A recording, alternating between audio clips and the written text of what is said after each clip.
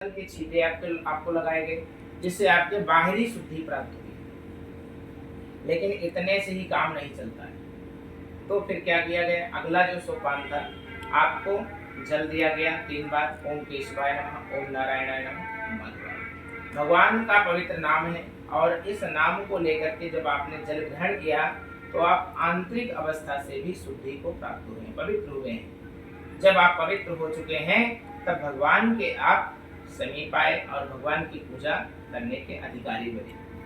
सबसे पहला जो मंत्र हमारे ब्राह्मणों के द्वारा बोला गया, मंगलम भगवान विष्णु मंगलम गरुड़ध्वजा मंगलम पुंडरीकाक्षो मंगलाय। जो मंगल हैं हम उनका स्मरण करते हैं, क्योंकि सभी व्यक्ति अपने जीवन में क्या चाहते हैं? मंगल ही चाहते हैं कि हमारे जीवन में सभी कार्य मंगलमय हो, हमारा जीवन मंगलमय हो, हमारी जो संतानें हो वो मंगलमय हो।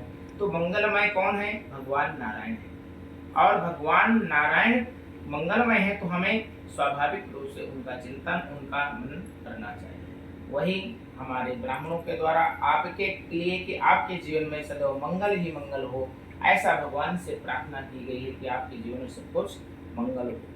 इसके बाद में आपको आचमन कराया गया। आचमन के बाद में पवित्री धारण कराई गई।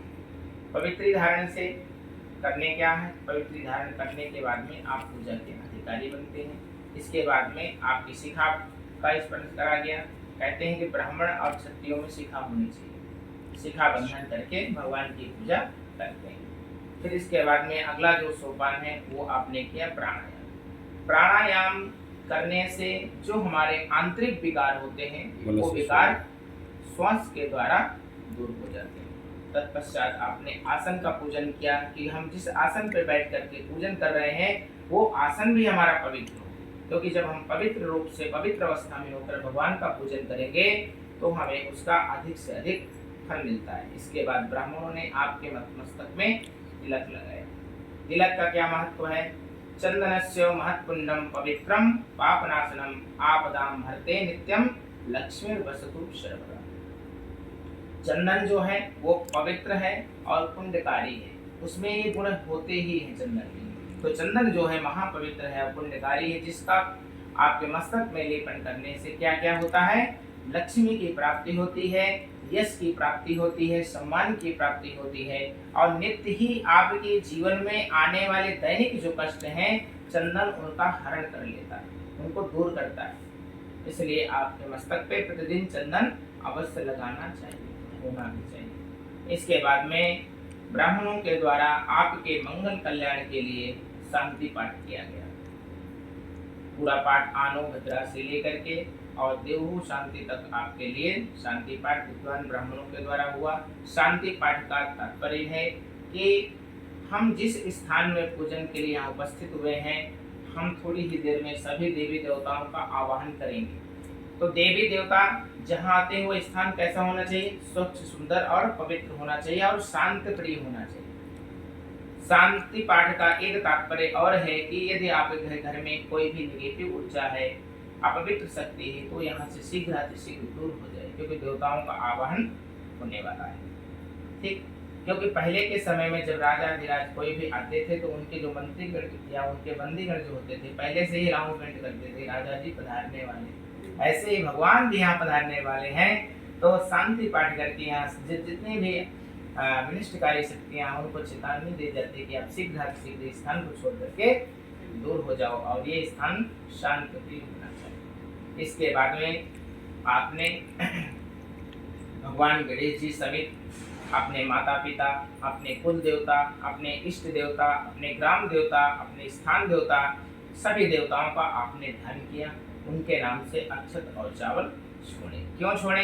क्योंकि आपके जो इष्ट देवता हैं, कुल देवता हैं, ग्राम देवता हैं, स्थान देवता, ये आपकी मदद करें पूजन कार्य में। कोई भी प्रकार का विघ्न इसमें उपस्थित ना हो, निर्विघ्नता पूर्वक आपका पूजन कार्य हो, इसलिए उनका हम पहले ध्यान करते हैं। फिर इसके बाद में ब्राह्मण देवताओं ने आपके लिए मंगल श्लोकों का वचन किया।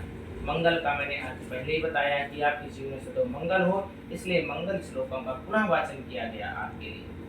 उसमें भगवान नारायण के ही सारे श्लोक हैं, भगवान नारायण के ही नाम है। उसमें एक श्लोक गीता का भी आता है, अनन्यास चिंतयन्तो माम ये जनाः पर्युपासते तेषां नित्याभियुक्तानां योगक्षेमं वहाम्यहम्। इस श्लोक का मैं अर्थ बता देता हूँ। क्या होता है कि भगवान कहते हैं कि जो मेरा चिंतन भजन पूजन अनन्य भाव से करता है, उसके सकल योगक्षेम यानी उसके सकल कार्यों को मैं प्रतिपालन करता हूँ, उसके समस्त कार्यों का जो प्रतिफल है वो मैं स्वयं ही देता हूँ। तो भगवान कहते हैं जो मेरे पर समर्पण भाव होकर के समर्पित हो जाता है, उसके सकल योगक्षेम सकल दुखों को दूर करता हूँ, सकल प्रकार की सुख समृद्धि उसको मैं स्वयं प्रदान करता हूँ। इसके पश्चात आपने संकल्प किया ग्रंथि बंधन के बाद में आपने संकल्प किया। कहते हैं कि संकल्पेन बिना राजा यत् किंचित कुरुते नरः।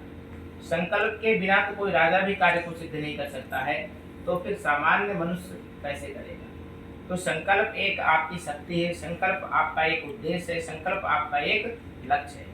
संकल्प के द्वारा आपने वैदिक वांग्मय संस्कृत भाषा में भगवान के सम्मुख अपनी बात रखी है। आप क्या करने जा रहे हैं, आप कौन हैं, कहाँ से हैं, आपका कुल क्या है, आपका गोत्र क्या है, आपका उद्देश्य क्या है। क्योंकि पूजा का भी तो उद्देश्य होता है। वैदिक सनातन धर्म में हमारे अनिष्टकारी पूजा नहीं होती, तांत्रिक में होती है।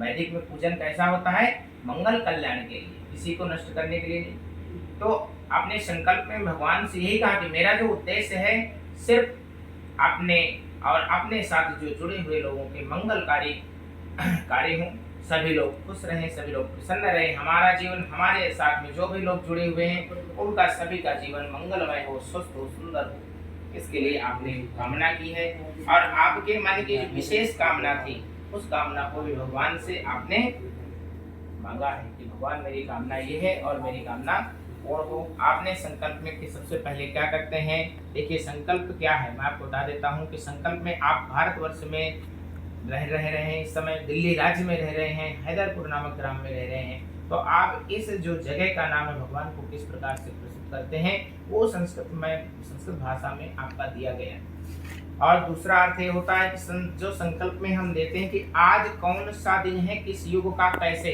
क्योंकि तो युगों का निर्धारण भी अलग अलग उसमें हुआ है। जो दिन है ब्रह्मा जी का दिन अलग है, हमारा दिन अलग है, देवताओं का दिन अलग। मैं संक्षेप में थोड़ा सा बताता हूँ कि जो हमारा 6 महीने का दिन होता है, 6 महीने की मैंने ब्राह्मण जो देवताओं का 6 महीने का दिन और 6 महीने की रात वो हमारा 1 साल होता है। यानी जो उत्तरायण शुरू होते हैं 14